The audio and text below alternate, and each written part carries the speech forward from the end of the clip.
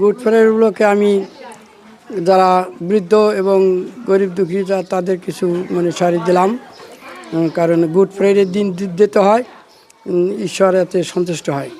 তো তাই আমি দিলাম এবং আমার জন্য প্রার্থনা করবেন আপনারা, যেন প্রভু আমার এই দেওয়ার শক্তি দেয়।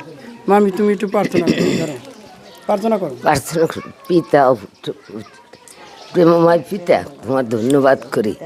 তোমার সন্তান যে কি করছে, তার মনের ইচ্ছা কি, সে যে আমাকে শাড়ি সবাই দিচ্ছে, তার প্রতি আশীর্বাদ করে। সে যে প্রার্থনা চাইছে, তাকে উত্তর দানের সুখী করো। গীত সঙ্গীতা 91 পদে যে ব্যক্তি পরের অন্তর্লায় থাকে, সে সর্বশক্তিমানের ছায়াতে বসতি করে। আমি সদা প্রভুর বিষয় বলিব, তিনি আমার আশ্রয়, আমার দুর্গ, আমার ঈশ্বর, আমি তাহাতে নির্ভর করিব। আমেন। যে আমাকে এই দিনে বস্ত্র দিছে, ঈশ্বর জন্য তারা দীর্ঘ জীবন করে, তারা যেন বাঁচাই রাখে, সেজন্য এরকম মানুষরে বস্ত্র দান করতে পারে।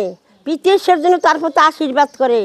তো ভাই আমাকে খাইতে দিছে, আরও বস্ত্র দিছে, আমাকে ডাল দিছে, তরকারি দিছে, পায়েস দিছে, ওনার মিষ্টান্ন দিছে, হ্যাঁ সজনে, আলু।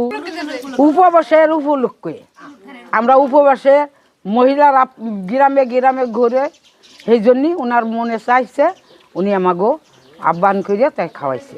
শ্রীকান্ত বারই মনের মতন একটা মানুষ, তার মনও আছে, ধনও আছে, তার জন্য আরো ঈশ্বর প্রচুর ধনে ফলবান করে, তার পরিবারকে জন্য ফলবান করে।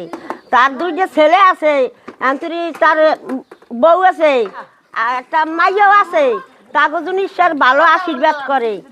তাকে জন্য সমস্ত সময় তার বাবার দিক জন্য তারা খেয়াল দেয়। বাংলাদেশে আসছে, সে প্রচুর পরিমাণে এই মাগো দিক, এই মন্ডলীর দিক, সব দিকে সে তার মনে প্রাণে অগ্রসর আছে।